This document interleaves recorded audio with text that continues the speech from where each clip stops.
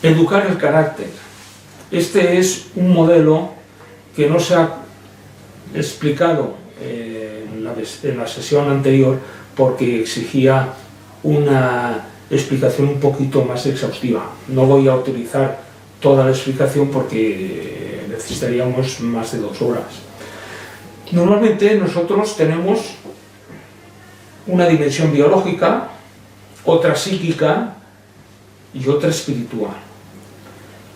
Lo importante es que a través de lo biológico que soporta lo psíquico se vaya nutriendo lo espiritual y cada uno se caracterice espiritualmente por ese algo que le distingue de los demás. Desde lo biológico salen una serie de impulsos, tendencias, como son los instintos, por ejemplo, que no es que necesiten ser eliminados, sino han de ser ordenados, controlados por el sujeto. Estos impulsos dan un temperamento. Yo recuerdo a Sheldon, Kretschmann, etc., que combinando el ser activo, ser pasivo, ser carácter primario, ser secundario, salían temperamentos como el colérico, el apático, el flemático, el sanguíneo, etc., que luego se aplicó para la educación, por ejemplo, Pierre Menard, educación y carácter, y que se utilizó durante bastante tiempo como educación personalizada. Pero esto es insuficiente, a mi entender, por lo que hemos dicho antes, en el tema primero de este seminario, porque se necesitan virtudes, no solamente modelar el temperamento.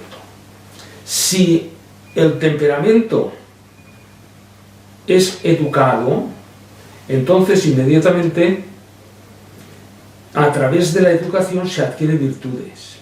Y entonces ese temperamento tiene un carácter determinado y cuyo resultado es la forma de vida llamada personalidad. En el tema anterior he utilizado la aportación de Spranger sobre las formas de vida. Esto sería formas de tener personalidad. El carácter se manifiesta, por ejemplo, personalmente en la timidez, complejo de inferioridad, angustia, etc. Y socialmente, por ejemplo, discordancia con otros, ser afable, ser dócil, no tener prejuicios ni xenofobias, etcétera, etcétera. ¿Qué sucede si el temperamento no recibe las acciones educativas adecuadas?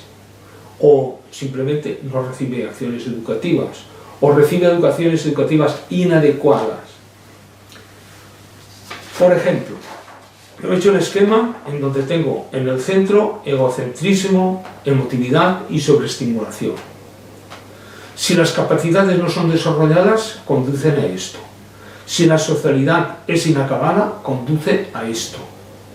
Si la inconsciencia y el sentimiento de no culpabilidad no se trabajan, conduce a esto. No hay que confundir el sentimiento de no culpabilidad con el complejo de inferioridad o de culpabilidad. Si uno no tiene conciencia de culpa, no pide perdón y por lo tanto no rectifica.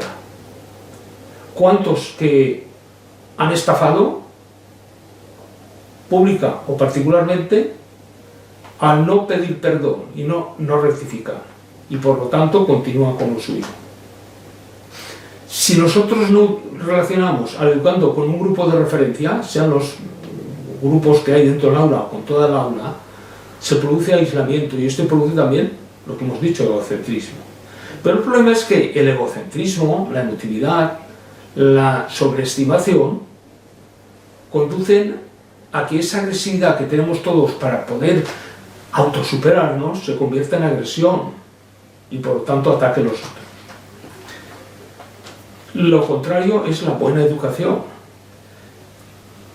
Está atestiguado, yo tengo a Lawson, donde se mencionan cosas de este tipo, en la crisis de la educación occidental, editorial Real, o Jacques Piren, editorial Éxito, las grandes corrientes de la historia, en donde se ve que los pueblos germánicos, godos, etc., cuando llegaron a todo el Imperio Romano, venían con un alto grado de agresión.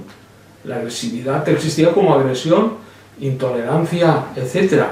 Pero luego la influencia de la educación cristiana fue cambiando esa agresión en heroísmo en vez de violencia, en perdón y honor en vez de orgullo y venganza.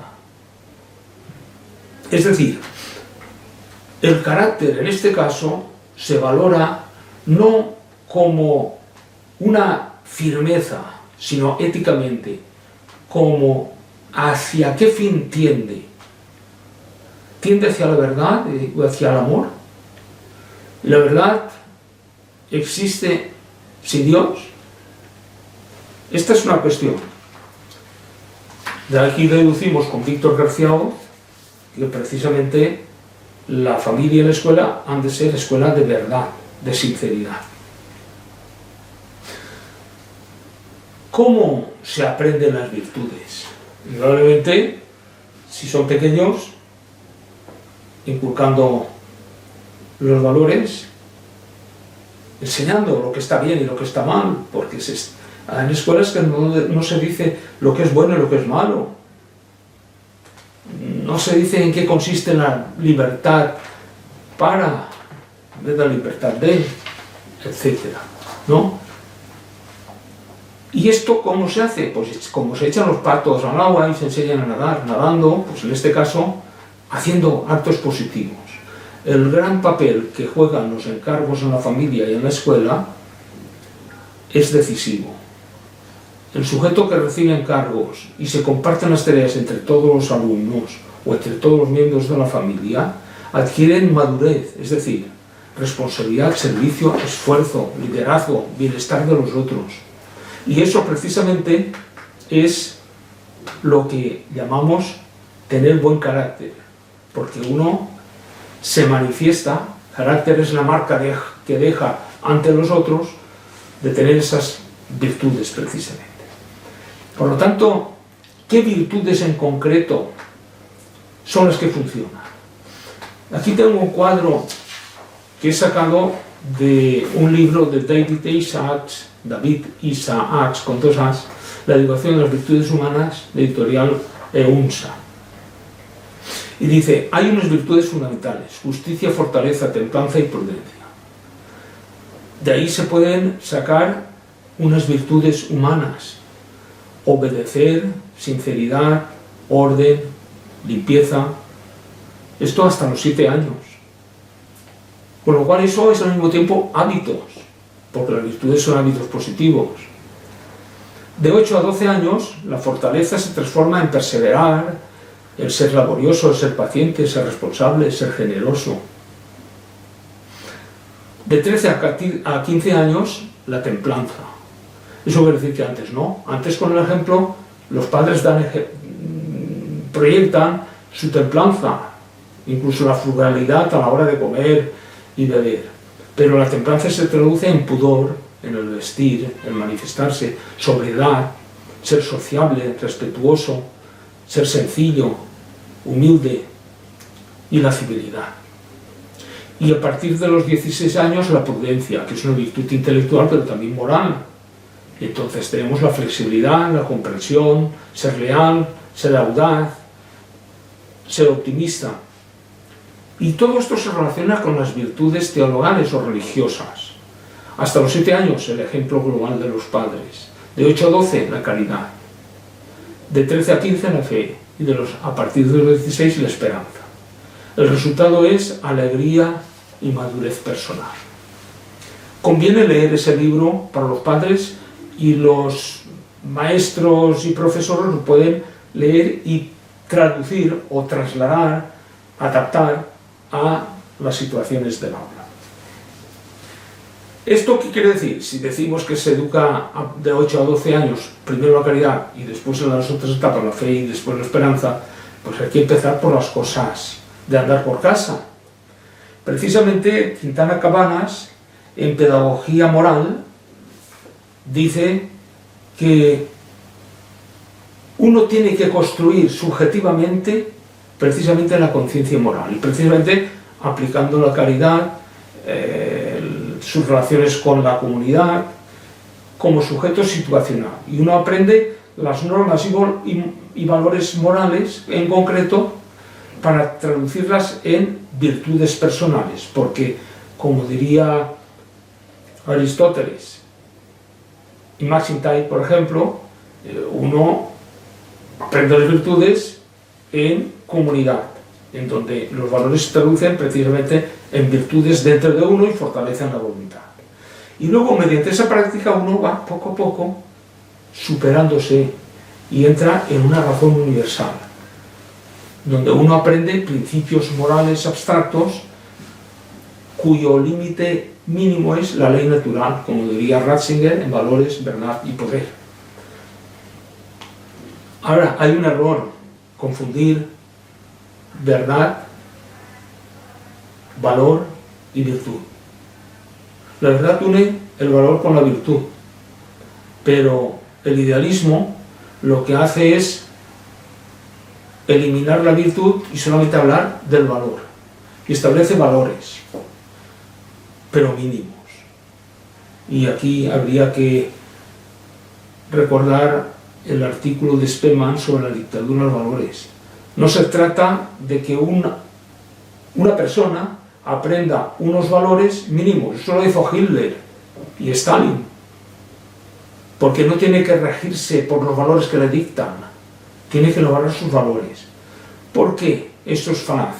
Porque indudablemente, si nosotros recordamos el devenir de esos dos ejemplos que he mencionado, al final eran realidades pragmáticas que utilizaban la noción de esos valores para justificarse, pero luego hacer no un comportamiento responsable y, digamos, solidario con la comunidad, sino para hacer de su capa un sayo. Es necesaria una guía moral, efectivamente. Hay que enseñar lo que está bien y lo que está mal, y que luego él decida responsablemente y que sufra las consecuencias. Ahora, enseñar valores aislados es como enseñar ídolos. Ahora me conviene este valor, ahora me conviene este otro valor. Ahora me conviene este ídolo, ahora voy a otro ídolo. Y entonces es cuando caemos en el relativismo. Es la enseñanza analítica. Hay que combinar el ejemplo, la instrucción, incluso la clarificación de valores, suplementándolo, las normas, dentro de una comunidad con empatía y dentro de las lecciones con valores, no enseñar los valores sueltos.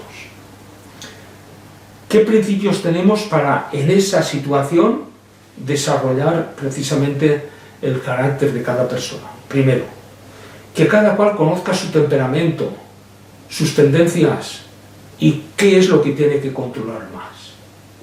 Por ejemplo, si yo soy alérgico, sé que cuando tengo un ataque de alergia soy más agresivo, mi agresividad se convierte en algo negativo, por lo tanto, cuando me vea venir la crisis, he de controlar esto. Segundo, procurar que aprenda hábitos positivos, es decir, que aprenda virtudes, con lo cual tiene una segunda naturaleza que le facilita un comportamiento más complejo. Tercero, en la escuela tiene que combinar docencia con tutoría, es decir, docencia no es tener a todos reunidos y vigilarlos para que aprendan a estudiar o a hacer como si estudiaran o que nadie se mueva, sino la docencia bien efectuada, como hemos dicho antes, y la tutoría para orientar a los alumnos a conocer la verdad. Hay que evitar un intelectualismo cerrado. Tiene que saber el profesor y los padres que los valores no son solo conocimientos. Tampoco hay que hurgar solo en lo sentimental, buscando la empatía por la empatía. Por lo tanto, hay que huir del hacer sin comprensión. Hay que procurar que cada sujeto vaya más allá de la clarificación de valores, es decir, que discierna, que vea sus valores y que vea hacia dónde quiere ir y que discierna la acción que quiere, o por la que quiere optar o que se plantee otra. Luego, en cada lección hay que hacer posible que los alumnos descubran los valores originarios del tema que se está explicando. Si se está estudiando, realmente antes he puesto un ejemplo, si se está estudiando la edad antigua, la rueda, ¿qué sentido tuvo la rueda? No solamente pragmático. Si nosotros estamos estudiando el sistema métrico decimal, ¿qué limitaciones tuvo? Etcétera, etcétera. Otro planteamiento, hay que promover la autoactividad, es decir, que el sujeto ponga en juego todo su potencial cognitivo, afectivo, huyendo de las emociones para los sentimientos, buscando los sentimientos, y hacer que la voluntad funcione en sus planteamientos más elevados, desde la acción libre. Y esto proyectándolo dentro de una comunidad, que es educar en la amistad, el diálogo, la conversación, la ayuda, y luego contar con el proyecto educativo del centro docente, de la escuela. Normalmente el proyecto educativo es un elemento básico, clave, para orientar la educación, y defiende a los alumnos de las intromisiones de docentes y de cualquier agente que quiera manipularles. Porque eso pide coherencia a los profesores, de tal manera que el profesor se sitúa en un puesto entre los valores y la cultura y los alumnos, siendo equidistante sin mediar la interpretación de los alumnos. Por lo tanto, la familia, la escuela y la tutoría son los elementos claves que harán posible que esto se realice, precisamente estableciendo la conexión entre la sociedad escolar, que es legalmente instituida, y la comunidad, familia, alumnos, profesores, que es más de tipo informal, formando una comunidad educativa. Por lo tanto, lo que importa en este caso es lo que hemos dicho al principio: tener en cuenta que el temperamento es educable, que el carácter es un proceso de educación y que la personalidad es lo que se logra. La personalidad madura, completa, equilibrada y automanejable. Gracias.